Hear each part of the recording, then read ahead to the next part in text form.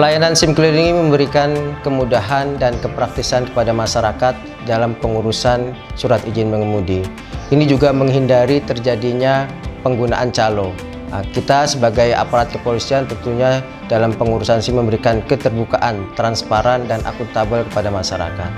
Dalam pengurusan SIM keliling ini hanya berlaku untuk perpanjangan SIM A dan SIM C. Perlu kami sampaikan, batas waktu setenggang 14 hari sebelum SIM ini akan berakhir. Polres Aceh Timur profesional, modern, dan terpercaya.